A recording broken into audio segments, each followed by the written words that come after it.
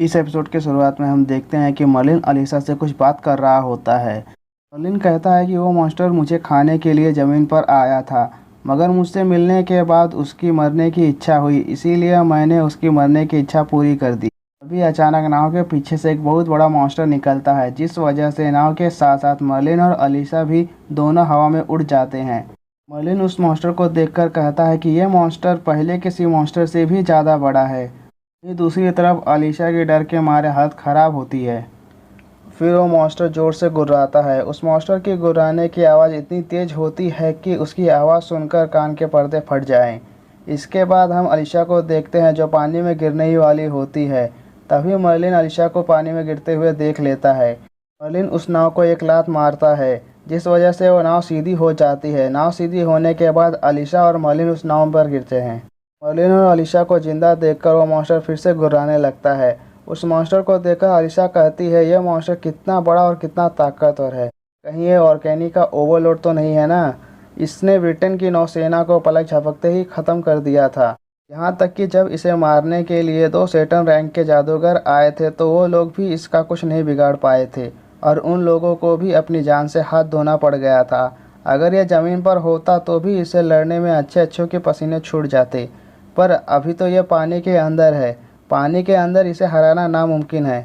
पानी के अंदर इसकी स्पीड और ताकत कई गुना बढ़ जाती है। हालांकि मर्लिन भी बहुत ताकतवर है, पर इस ऑर्गेनी के ओवरलोड के सामने मर्लिन की स्पीड भी काम नहीं आएगी। फिर अलीशा मर्लिन से पूछती है, मर्लिन अब हमें क्या करना चाहिए? मर्लिन अलीशा के किसी भी सवाल का जवाब नहीं देता, बस वो उस मॉन्स्टर को घूर रहा होता है। तभी अलीशा फिर से मर्लिन से डरते हुए कहती है, मर्लिन मुझे डर लग रहा है। इसके बाद मर्लिन उस मॉन्स्टर का मजाक उड़ाते हुए अलीशा से कहता है कि यह मॉन्स्टर कितना बदसूरत है। इस मॉन्स्टर की गर्दन कितनी लंबी है, पर इसका मुंह कितना छोटा है, जैसे कि किसी ने जिराफ की बॉडी पर चींटी का सर रख दिया हो। ये बाहर से तो बहुत बड़ा दिखता है, पर अंदर से ये जरूर खोखला होगा। कितना अजीब जानवर है, इसे देखकर तो मेरे घर का कुत्ता भी नहीं डरेगा। मर्लिन की बात सुनकर अलीशा चिल्लाते हुए मर्लिन से कहती है, ऐसे टेंशन के समय में भी तुम्हारा मजाक करने का मूड है? इससे कोई फ़र्क नहीं पड़ता कि वो कितना अजीब दिखता है। भूलो मत, अभी भी वो ऑर्गेनी का ओवरलोड है। क्यों ना तुम उसे कुछ रिस्पेक्ट दो, शायद वो खुश होकर हमें यहाँ से जाने दे। इसके बाद हम उस मॉन्स्टर को देखते हैं जो मर्लिन की बात सुनकर बहुत गुस्से में होता है।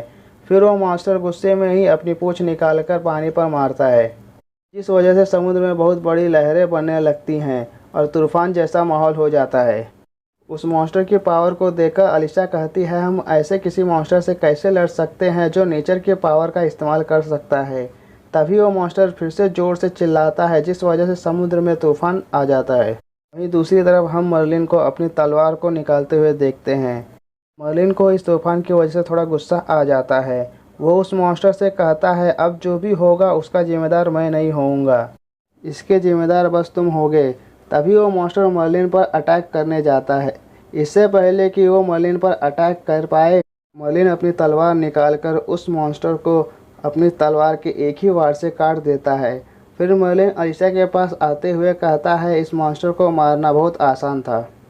अलीशा मर्लिन को अभी भी शौक भरी आंखों से देख रही होती है। तभी मर्लिन अलीशा के गालों को पिंच करते हुए अलीशा से कहता है, मुझे घूरना बंद करो, चलो यहाँ से जाने का समय हो चुका है। अलीशा उस मॉन्स्टर की तरफ हाथ दिखाते हुए कहती है, कैसे यहाँ से चले, वो मॉन्स्टर अभी भी जिंदा है। इससे पहले अलीशा कुछ और कहती, तभी उस मॉन्स्टर के अंदर से हड्डियाँ टूटने की आवाज़ आने लगती है। देखते ही देखते वो मॉन्स्टर टुकड़ों में बढ़ जाता है। फिर मर्लिन अलीशा से कहता है, और काम नहीं है तो चले यहाँ से, हमें यहाँ से जल्द निकलना होगा। अगर हम यहाँ से जल्दी से नहीं निकलते हैं तो इस मॉन्स्टर का खून उन आदमखोर शार्क्स को अपनी तरफ आकर्षित करेगा, और वो शार्क्स इसके खून की खुशबू का पीछा करते हुए यहाँ पर आ जाएंगी। मर्लिन की बात मानते हुए अलीशा तुरंत समुद्र से चप्पू निकालती हैं और मर्लिन को देखते हुए मन ही मन सोचने लगती हैं। वो सोचती है कि यह आदमी की ताकत सिर्फ धरती पर ही नहीं बल्कि समुद्र के अंदर भी सबसे ज़्यादा है। अगर मैं इसे इंसानों की कंट्री जाने देती हूँ तो इसके बहुत भयंकर परिणाम हो सकते हैं। अलीशा मर्लिन से पूछती है, लूसीफर थी, तुमने डीमन पैलेस क्यों छोड़ा? पर मर्लिन अलीशा की तरफ बिना देखे हुए कहता है, पहले तो तुम मुझे लूसीफर थ्री बुलाना बंद करो, क्योंकि अब मैं डीमन किंग नहीं हूँ। तुम मुझे कैप्टन मर्लिन बुला सकती हो। मर्लिन की बात सुनकर अलीसा सड़ी हुई शक्ल बना लेती है। अलीसा की सड़ी हुई शक्ल देखकर मर्लिन भी निराश हो जाता है। फिर मर्लिन अलीसा से कहता है, बेवकूफ़ औरत कहीं की, तुम्हारे पास कॉमन सेंस नाम की कोई चीज़ है कि नहीं? तुम्हें पता ही होगा कि मैं डीमन किंगडम में सबसे ज़्यादा ताकतवर हूँ, इसीलिए मेरे पास वहाँ करने के लिए कोई काम नहीं है। कैसा लगता होगा बस एक जगह पर बैठे रहना। ये सब मेरे लिए बहुत बोरिंग था, इसीलिए मैंने नए एडवेंचर के लिए डीमन पैलेस को छोड़ दिया। इसके बाद मर्लिन मन ही मन सोचता है कि अच्छा होगा मैं इसे ये पता लगने नहीं दूं कि डीमन काउंसिल ने मुझे डीमन किंग के पद से फायर कर दिया है। तभी अलीसा मर्लिन से पूछती है, तो क्या तुम पहले से ही सेटन लेवल तक पहुंच गए हो? इस पर मर्लिन कहता है कि मुझे नहीं पता, मेरी ताकत को तुम इंसानों के तरीकों से नापा नहीं जा सकता। मर्लिन का जवाब देते हुए अलीसा कहती है, तुमने अपनी ताकत को बढ़ाने के लिए अपनी लिमिट को भी पार कर लिया। इस वजह से तुम अपने लेवल को इस स्तर तक बढ़ा पाए। हमारे ह्यूमन किंगडम में जीनियस लोगों के लिए एक बात कही जाती है कि जीनियस लोगों के पास टैलेंट 1% होता है और वो उस टैलेंट के लिए वो लोग 99% हार्डवर्क करते हैं। अलीसा की बात सुनकर मर्लिन हंसते हुए कहता है, और तुम इस बात पर विश्वास करती हो? जिस किसी भी इंसान ने यह कहा है कि सभी लोग हार्ड वर्क करके अपनी लिमिट को भी पार कर सकते हैं, ये सबसे बड़ा झूठ है।